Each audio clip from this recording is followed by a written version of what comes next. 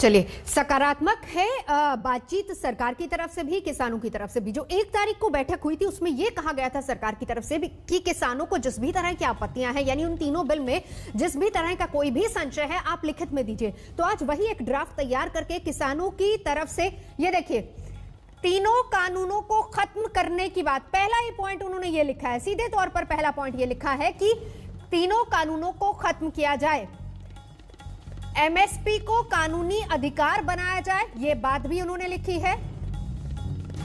Diesel के दाम 50% कम किए जाएं, यह भी उन्होंने बात अपने इस ड्राफ्ट में लिखी है।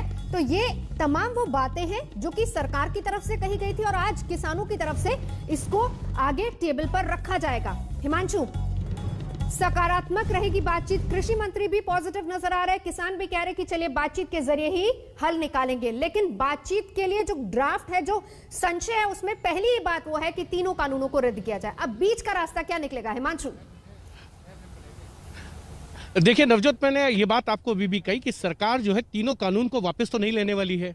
अगर कोई उसमें एमएसपी को लेकर सवाल है, एमएसपी जो है वो कोई संसद से पास कानून के जरिए नहीं है, वो एक एग्जीक्यूटिव ऑर्डर है और एग्जीक्यूटिव ऑर्डर के ऊपर सरकार उसमें जारी कर सकती है एग्जीक्यूटिव ऑर्डर को कि एमएसपी जो है वो जारी रहेगी। और एमएसपी अनाज मंडी, जो मंडी है उसमें भी और मंडी के बाहर भी, अगर कोई किसान की फसल को खरीदता है तो वो एमएसपी से नीचे नहीं खरीदेगा। इसको लेकर एक एग्जीक्यूटिव ऑर्डर जरूर आ सकता है। जो मुझे जहां तक जानकारी है, सरकार की तरफ से एमएसपी को लेकर सकारात्मक रुख रहेगा और किसानों की जो मांग है उसको सुना जा सकता है, क्योंकि आरएसएस से जुड़े 2 संगठन है, भारतीय किसान संघ और स्वदेशी जागरण मंच, उन्होंने भी यही कहा है कि इन कानूनों के अंदर एमएसपी को लेकर जो भ्रम है उसको दूर किया जाना चाहिए। एमएसपी जो है वो अनाज मंडी में भी और अनाज मंडी के बाहर भी अगर कोई खरीदता है तो वो एक ही रेट हो, उससे नीचे कोई भी जो है किसान की फसल को ना खरीद सके, इस तरीके के कानून होने चाहिए।